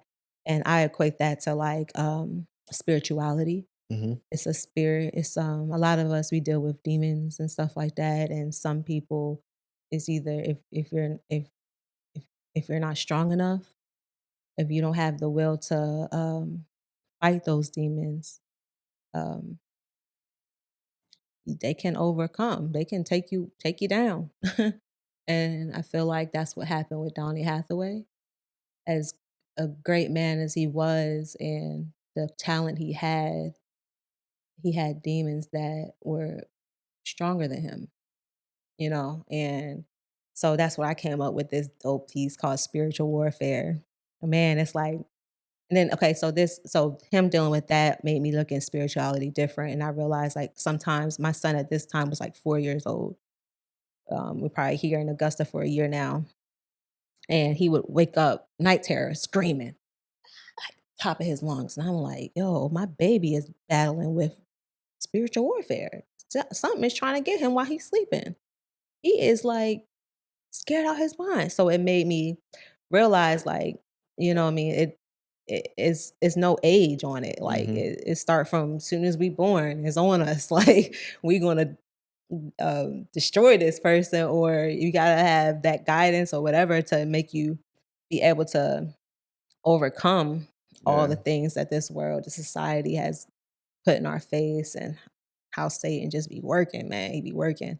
But I created this amazing piece called Spiritual Warfare where my son is sitting in the middle of just like clouds with his thumbs up. He's in like Indian style, and he's just good with God's light shining behind him. But at the bottom is a whole war.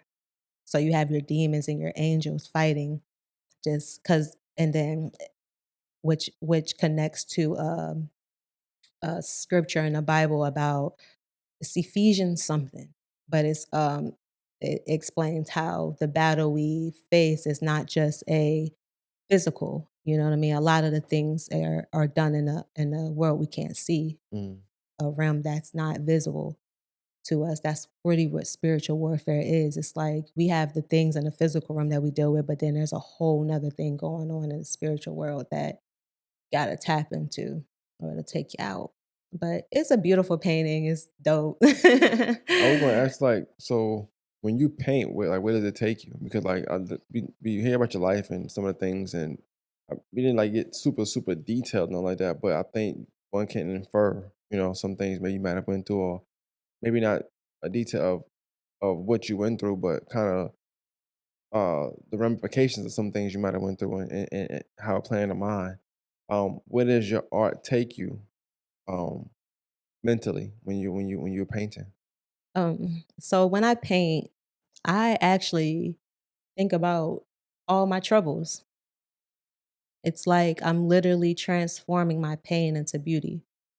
Mm, It's very spiritual act when I'm painting. And I'm just like I'm painting, but I get lost. Like I'm thinking about bad my those things that trouble me, but it's like I don't know. I'm just able to release it because I'm thinking about it, and I'm not just thinking about it. I'm taking it and I'm transforming it.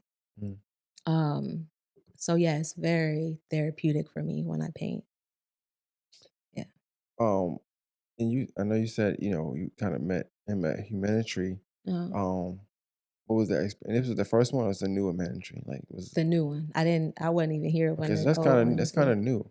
Yeah. Um, so because I think I remember, like I said, the first time I remember seeing you, this is my thought process. I don't know, because mind you, now we follow each other on Instagram, so you're not from here. I'm from here, but I guess I'm like you, but I'm not like you because I didn't go back and forth. I moved down here, I stayed. Mhm. I don't know where I would have known you from, other than arts. I know how. You did a podcast with Gustave. I sure Gustave. did. It's my Yeah. yeah, And yeah. that's how, because I was dealing with Gustave at that point. You know what's And crazy?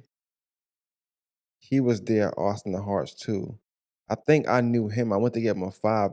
Y'all might have been around each other. yeah, that's probably how that whole 'Cause connection did he happened. he had like a weird outfit on or something like that, or Uh, either him or you. One somebody had a no, weird he outfit on. did. He had Okay. this whole I had a bulletproof vest on Yes, that's what it was. I kept thinking about 50 Cent. with the Yes, grill in yes, his mouth. Yo, what? yes, Big ass yes, muscles.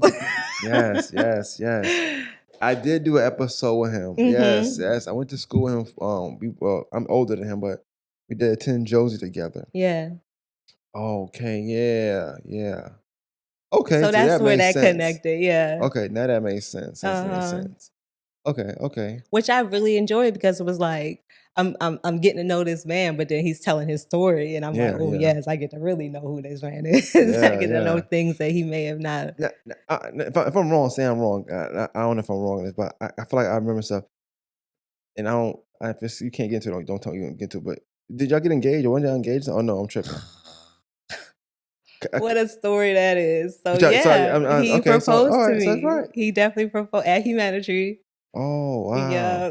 I know. I remember Man. that. That's what. Okay, that's where I know you from. Then I know you from that. Okay, Yeah. I knew I wasn't tripping, but I just But think we are that not they're not married though. we're not married. Okay. It didn't work. It's all good. It Yeah. happens sometimes. Yeah. Okay, but you did get proposed to. Yeah.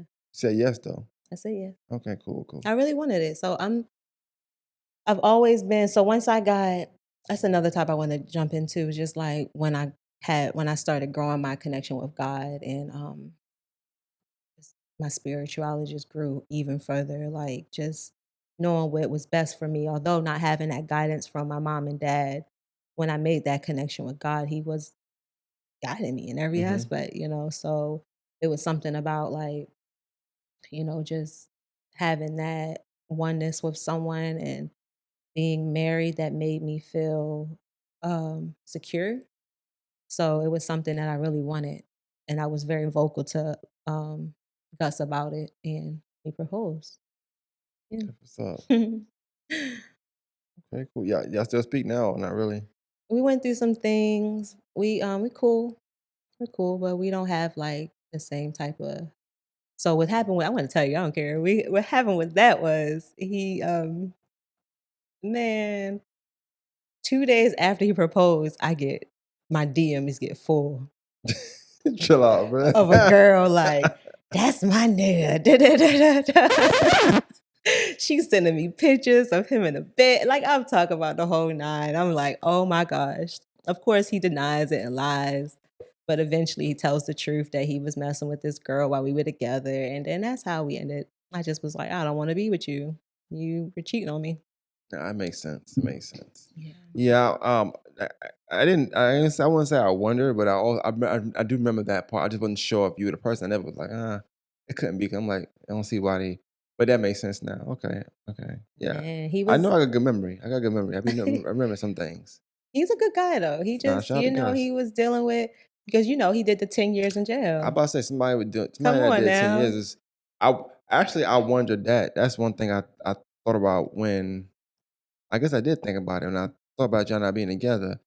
I guess to me, I would have just attributed to trying to be with somebody who just spent 10 years in prison. Mhm. That's a different kind of person. Yeah, Um, which is beautiful in its own way because he wasn't it was him being isolated in jail. What happened, I felt like it saved him from all the other crazy stuff that society throws mhm, in your face, all that stuff. So he wasn't really about like everything else that everybody was about being seen, trying to be this, trying to, he was in his yeah, true form. He right, was just an artist trying to make music, just doing what he loved, and he wasn't worried about all the women like that. Like I was his main focus until so the whole cheating thing happened because I broke up with him for like the day and then he decided to go do what he did and yeah, that's how that happened. But okay, he was very good to me and I wasn't used to that. I was used to always the games and stuff with men, but it was just like him coming out of 10 years in jail, he got a good thing. He wasn't trying to mess that up. yeah, And yeah, it's crazy I yeah, still messed up, ain't it? yeah. Life, God is funny, man. That's how life works sometimes. But, Man. yeah. So like what where people like far as the art that you do, how is that like I guess lucrative in a sense besides the selling the paintings, of course, because you do things like you'll be on I'm just say Broad Street, I'm say downtown. You do paintings downtown sometimes, do or at the what's the thing The doing a Freedom Saturday morning? Bridge. Yeah, yeah, yeah, yeah. On Saturday morning, right? Something like Oh, that. no, Saturday Market. Yeah. Hustling, man. So, I am right now a full-time artist, entrepreneur. So all your money, so you don't work, you work for Um, yourself. yeah, I do community outreach with Jesse Norman School of Arts, so that's just like, 3 days a week for 2 hours, so that's some type of, Like 3 to 5, something like you that. know After school? huh? After After school? school, yeah, Okay. type of situation. Um, not type of situation, after school. Who that is it that same director? Um, White guy? yeah, Dennis, Yeah, yeah, yeah, okay, Gary yeah. Dennis. Yeah, he's cool. Yeah, he's cool, cool Yeah. man. Um, so yeah, I do that, but all the income is from literally me just selling my paintings, doing commissions, murals, sea moss, and beaded jewelry. Also host events. I do paint and sips quite often at the Augusta Cigar Club Mm. downtown. Um, and yeah, it's just in the Saturday market is where I sell the sea moss and my beaded jewelry and my prints. I also do prints of my original work, and that is a great way of income and stuff. But yeah, But what is life like for artists? um, so A I full-time a artist, I should full-time say. artist, yeah, My because I was bad. about to My say that bad. My like bad. as a A full-time, full-time artist. it's very I would say it is challenging in many ways. As you know that saying, starving artists. It's real. It really is, but it's very rewarding and liberating in so many ways as well because it's like because I am being a creator, um, doing what I believe God created us to do is to create, staying in my purpose, then what happens is as hard as it is to maintain it's happening anyway, like, naturally, blessings after blessing, like, I'm a single mom as well, so I'm paying all the bills on my own, and it's like, it's overwhelming, but because I grind and I'm doing these commissions and I'm painting and I'm staying true to myself, every month the bills are paid. Whether that's from a commission of 500 here, 500 Mhm. there, 1,000 here. Um, what last month? So I've been a full-time artist since February. That's when I decided I quit. I was at this daycare working, hated how they was treating them kids, all that stuff. So I just walked out, and I was already feeling very passionate about stepping out on faith anyway. Like, you know what? I'm making good money doing this art. I really don't need this job. Like, I mean, I do, but I feel like if I go harder with the art, it'll make up for the money, that I do need that would help.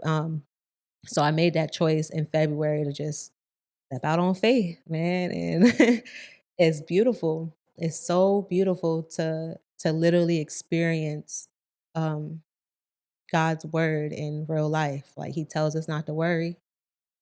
These animals, they eating, they provided for every day.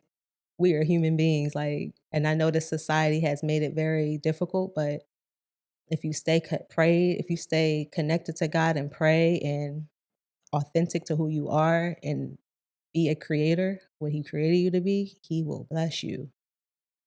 God energy, it'll come in all these different ways, unexpected ways. Like, um, I just got commissioned to illustrate my first children's book earlier in Mm. the year. That's $4,000. You When you get say me? Like, commission, like, explain that to me. commission is when someone has an idea and they literally want you to bring it to life for them through your art. And you just do what they want you to do, pretty much. They get the credit for it or something, or They pay, yeah. They don't get a credit. They pay you for it. It's a mhm. service. They Okay, pay okay, you okay. for it. You give it, and then they do whatever they want with it. Okay, but It's I mean, their so art now. oh, yeah, so they buying it from you, so they can say they made it if they want to. They wanted to, yeah. Gotcha. Like ghostwriting. Not the same thing, but no, it's not the same thing. They get credits on the thing. Yeah, I don't know. But I get it, okay, so So I with come to you with an idea and say, "I want you to do this." You do it, I pay you. I can post it and say, "Hey, this is art by Jermaine." If you want to be shady like that, yeah. But most people they like this great artist, Destiny Love. She created this for me. I mean, my signature's on it. People always tell me to copyright my things, but I feel like everything happens divine timing because I haven't gotten into the whole copyright thing Mhm. yet, but I feel like that's going to happen soon. But with this children's book, we did a contract and everything. So But I'm saying, where you plan on taking this? Like, where you plan on doing with y'all, like so I know you hustling right now, you're doing your thing, but, where you plan on where do you plan on art taking you? Probably the better question. okay. So my passion, my dream is to be a famous artist. Um, and it's funny because from when I picked up the brush, that's something I've heard even when I was in high school, like little kids will see Mario like, "Oh, are you a famous artist? Oh, you're famous." And it would always be like, "I'm doing too much. I don't be famous now." But the more I'm like doing it and the more it's growing, I feel that. I feel like that's in my future to reach the masses and not in the fame it just comes naturally when you reach a lot of people. When you become an influencer, that's just what happens. Fame Yeah, happens with that. It's just what I've learned through the journey, spiritually and all of that. It's just like what you do with that fame is what matters. Because you think about Jesus, deep, right? You think about Jesus, most famous man ever. He healed people. He loved people. He guided people. He is an example of what you can do with fame. And that's where it is. I would love my work, my art to reach the masses, but help them whether um, put what they're feeling into visual Yeah. Or like I do the commissions, able to bring their ideas out that they have that it's hard for them to bring to life. I can do Yeah. that. And even like with the sipping paints, just giving people the opportunity to experience it themselves, to sit down with a paintbrush and see how it feels to translate that your to express yourself, releasing whatever you're feeling on a canvas and seeing that outcome. I think it's really cool. Um, and and honestly, I think it's very necessary for all of us is to have a creative outlet in some sort, whether that's music, dancing, poetry, modeling. The list goes on forever. Carpentry. Is paint your only form of art you create? Do you create poetry at all? Do I you? do. I love me. That's something I would love to get into too. Is music, poetry. So right here, what we're doing today is like stepping stones towards that Yeah. because I have like I'm very anxious sometimes and I get nervous talking to people, like crowded, like stage presence. What's the word? Nah, you're right. Crowd control, stage presence, all that kind of stuff. All that Yeah. stuff. Wait, it's a lot. Stage fright. Yeah. But that's why when you asked me what a year ago to do the Yeah. podcast, I was like, "Nah, I ain't ready. Hell no, I'm not talking on nobody camera." But life will happen, and it keeps you. God will keep putting those type of scenarios in your face, and it's just like, well, this is my passion. I create art, and people want to learn about art, and they want Yeah. me to explain it. I can't be scared to talk. I also think too, this is just me, because you keep saying, we everywhere. But I think that might be the reason why somebody understands you, you know what I'm saying? Like if they like your art, they want to know more about the artist. But they can't just go on the street and ask you like, "Oh, yo, when you lost your virginity," you can't just find that out. You know what I'm saying? Not that they should Yeah, ask you what's your anyway. story? Yeah. But I think you telling your story, it kind of help for somebody who wants to understand more of your art, where you might be coming from. Mhm. Um, and then the fact that you're in a city that you are not really from, you don't have too many memories of a bunch of people where you can say they can vouch. It's like you kind of doing your thing. You met the right people, thank God, Yeah. ministry. Yeah. But that's only that. You also got the world outside of ministry with Oh, like yeah. other people who are in the arts and that maybe didn't know you because they didn't go to school. Yeah. That's a big way of networking in school. Mhm. And if you ain't go to school here per se, and it's like, oh, who is this person? What school? Mhm. First thing somebody asks, what school they went to? Yeah, yeah. Sometimes they ask because they want to know because they want to know they know you, Mhm. or if they care to know you. Yeah. You know what I'm saying? So you might say ARC, oh no, close the door. You know what I'm saying? Yeah. Never know.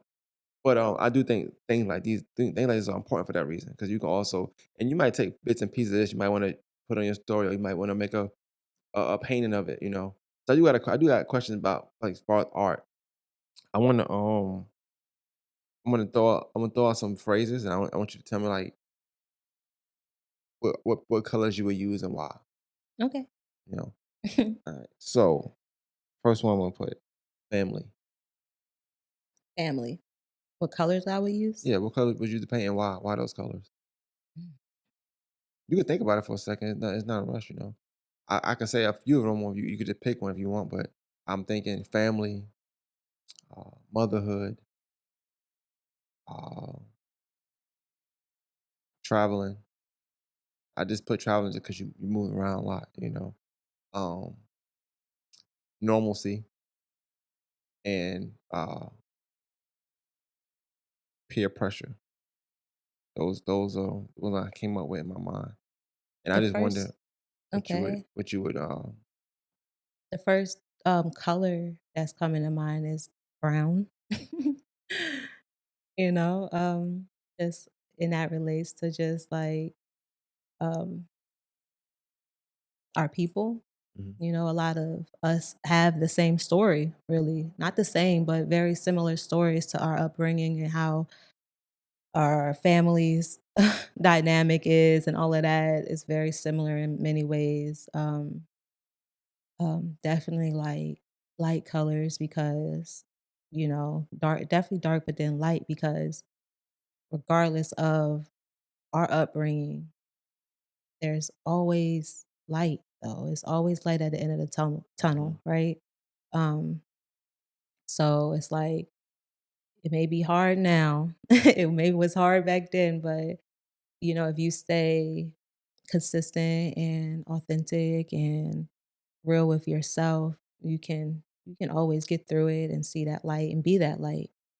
And share your story with other people, shedding that light so they can see so it'll help them be able to expose their pain and release it and learn from it as well of their childhood trauma or whatever it is. Then I'm thinking of just like chains breaking because that we're talking about family. Mhm. So that's that generational curses and stuff. It's like, Mm.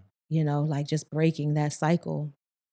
Um Breaking through, like learning from our parents' mistakes and choosing a better lifestyle for our children. Like we brung up, just how I wish my mom was would communicate more or my dad would communicate more. So now and with my child, I'm very communicative with him.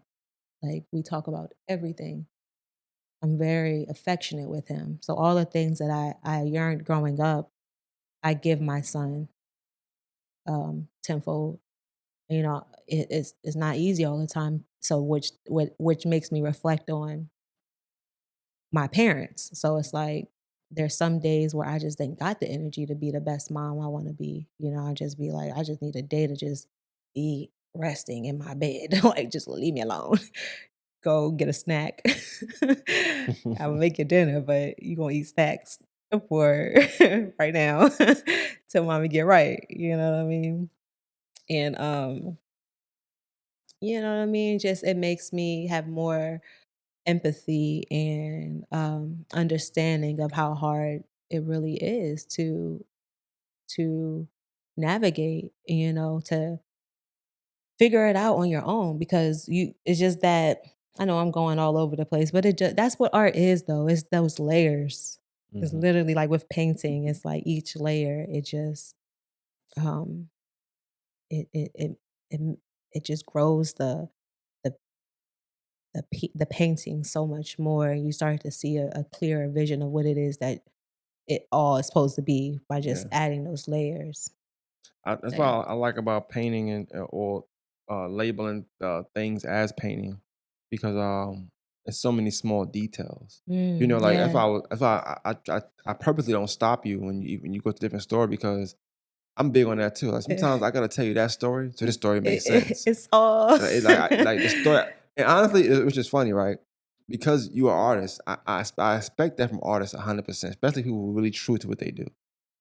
But I'm also an artist as well. Well, look what I do with art. It is. But it's more through conversation. So anybody that know me would tell you like sometimes I tell a story and I'm telling like 8 stories. Mhm. I don't know why, but I be feeling like I can't tell you about person B without telling you a story about person B. Yeah. So you can understand why person B is It's the way person they B. are. So in their Yeah. story, you don't be like, "Oh, I don't understand why person B." No, no, no. He's not the bad guy. I'm gonna Yeah. tell you why. Yeah, yeah. It's just little details I feel like, but that's all painting. That's the layers you're talking about. Yeah. Like, and I think with layers, you get a meaning, and then another layer adds another meaning. Yeah. So, for instance, like what you thought of motherhood, maybe at 10, 12, 14, based on maybe what you saw versus what you didn't see, you like, then you get a little older, you like, okay, I might think of this way. But then you have a kid. It's a Mhm. whole nother layer now. Yeah, yeah. And I was like, okay, I thought this way, but now I don't understand how this could have happened. I don't understand this. So now that bring up other things in your life, you're like, I need closure on this now because I never thought of it this way. But now that I'm a mother, this would never happen. So I wonder why, it's like it'd be so much layers and details and I'm gonna say colors for lack of a better word, but so many different colors in a painting. Yeah. When I ask you these questions, so I'm wondering like I was curious that I was kind of surprised you could even pick a color to start with to go with because I would assume you just be stuck a little bit with like, damn, where do I start? Like, do I start out light, or do I start out super dark and try to change it? It's like it's kind of hard. Do I stay neutral because obviously you still optimistic on a lot of things in life. You don't have a bad attitude. You didn't come up here thinking like life was just over. Like the story you're telling is not the most compelling of like people like I want that for me. You know what Mhm. I'm saying? You're not telling a story with, like, people like, "Man, I want that life. I want that 9-year-old. I want" you don't have that. Yeah. But you still smile, you know what I'm saying? You're Yeah. still open, you're still nice to people. You don't come off like, I think, if you don't tell your story how you tell it, even through your stories on Instagram story I'm talking about, through those, I don't think people look at you as someone who, like, been through this, been through I don't think you Right. wear it. You have to say it and like, "Oh, okay." Which explains a lot about me, like, a lot of people from the outside looking in, they just think, "Oh, she's so pretty. She's an artist. She's so talented. Mhm. She's just oh, I wish jealousy," you know what I mean? But little do they know, I went through it. Yeah. The layers. These are layers that created this person you see today in ways because I feel like with me, I feel like I've always been like a light, even when I was going through all those struggles as a kid. I've always been kind and loving and non-judgmental and just this person. Um, it's just it took me time to nurture it on my own to really own it though. Mhm. Now I just stand in it and it's just like people don't know how to handle it, especially like I wanna talk about, like, with men, they be scared of me. They be like, "Ain't no way she really like this," and they find out I'm really like this, and they just be like, "Oh, no, I ain't ready. I ain't ready for that." But, you know, it's okay because what it does is just that removes the people that's not supposed to be in my life, you know? Yeah, I agree. Yeah. I think, like I said, a lot of times with artists, you get so many different walks of life when you talk to them. Yeah, and then you be in so many different places. You're not just somebody can't say, oh, you're just from Baltimore per se. Like you've Yeah. been there, but you also live in Germany. You also live Yeah. in Texas. You also live in Colorado. You're the first in life ever. First person in my life I ever met that said they lived in Colorado. Like nobody had ever lived in Colorado, but it's the thing. And the military was able to do that for you and your family. Um, and that was a question I had, but you answered it like, why you didn't go military? I'm like, I'm mom's military. But I'm also not knowing you got siblings. I'm not knowing this stuff. I think I just found out the other day because you posted a picture and I seen your brother. You was like younger brother or something like that. Yeah. Little Never bro. would have knew you had siblings because I don't, every time I seen you, you just had one person with you, and it's Mhm. your son. I only seen you with your son. Besides the one time I saw you at Austin Hearts, of course. Um, so yeah, I think all that is important. I do think that you should look into even stepping out and doing more episodes and stuff like that too. There's other platforms in the city that I think are good for the type of art you do, but also the kind of story you have as well. I would definitely put you with my guy Tommy Arch. I think y'all can have a really good conversation. He deal with he had a certain kind of upbringing, but he also don't wear it either. Like you Mm. can't you just don't. You can. But You you can tell that he would like to have a conversation with someone who also has been through some of the things he's been through. I know he's kind of struggled with abandonment and stuff here and there, but I think that that'd be dope. He's funny. He's a comedian. Okay. He's a comedian. Matter of fact, he was downtown yesterday at the wine festival. He Okay. performed last night there, so he did a good job apparently hearing that from him. So yeah, man, I think that'd be dope. But um, I think this was dope talking to you as well. It was real therapeutic. You got a real therapeutic voice. You should look into like therapy, like being a therapist, not getting therapy, of course. But No, that's actually part of it too. I really have this devotion in me to help heal others, cuz I see what it's done to me mm, by going within and healing myself from a lot of things. I'm still healing, but healing things within myself and how it translates to like this light. I walk in a room, they be like, and it's just cuz I'm not holding on to anything. You know what I mean? I'm just like, it happened. I forgive it. Let it go. you Move mentioned forward. that. You mentioned that. That's the question I got. You mentioned that. You said you got a lot of love to give. Like, Oh yeah. I understand. Well, you could tell what you meant by that, but also did that mean at any point you had a lot of resentment that you gave out, or is it like when you say you got a lot of love to give now? I feel like it's like something changed. I would say, no, I've always been, like I said, always been this loving person. Um, now is I would say is it's more I get myself more and I'm able to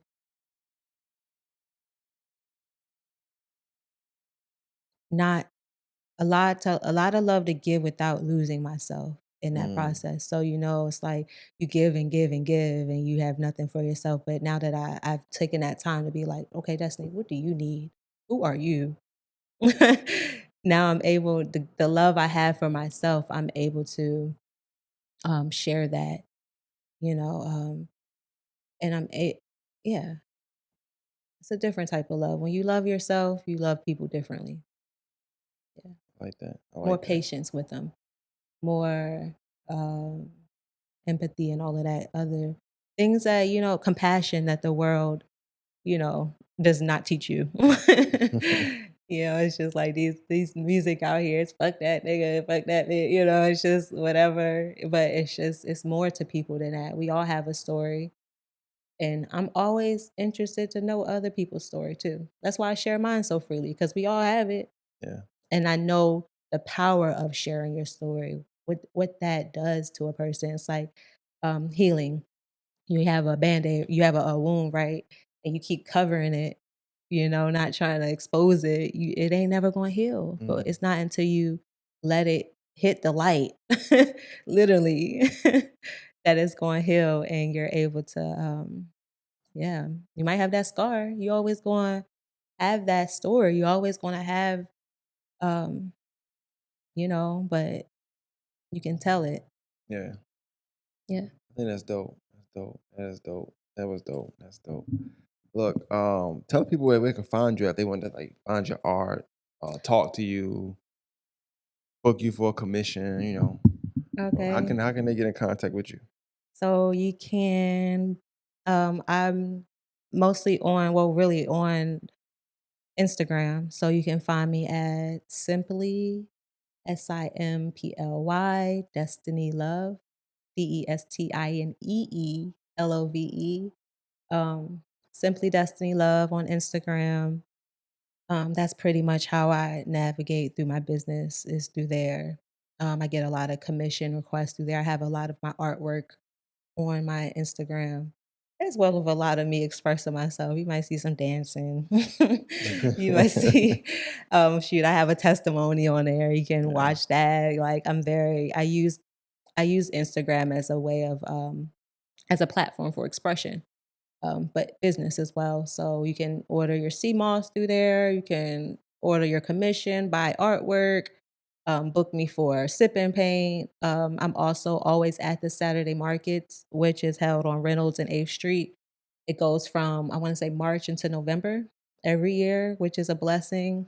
I love that opportunity to be able to just be that entrepreneur in a very beautiful place like Augusta, where people are very responding and they love art. It's a city of Right. the arts, man. I don't care. Like Augusta's dope when it comes to arts. Um, and I've got you can catch me there. I also have I want to share. I also have a paint and jazz night coming October 18th at the Augusta Cigar Club. This is I want to say the eighth one. October 18th. October 18th. From 6 to 9. It's a Saturday. Come out, have a good time. I supply all the paint materials. I'll have a live band, Sounds of Brilliance. I love them. They're so dope. Um, DJ MC Loud, he is dope. Great entertainer, great with the energy of the crowd and everything. And you know me, just spreading that love and light, Oh, you that's know? dope. That's dope. That's dope. I definitely appreciate you stopping by today. Clap it up for Miss Destiny Love. Thank you. Amazing story. Make sure y'all contact us if you got any more questions. Let me know as well. Um, love talking to artists. I've been doing that lately. My last few episodes been all artists. So, um, like I got to do some with some rappers too another day. But yeah, art in Augusta is definitely growing. Oh, for Definitely growing sure. because it wasn't known as an arts place, but arts and hearts and people like you that maybe not from here, but you come down here and you put your imprint on what you're doing out here. Um, it's slowly but surely becoming an art city in my mind. So Yeah. I definitely appreciate you stopping by. Mortal Masters podcast. Be out. Clap it up one more time. Thank you. Thank you so much.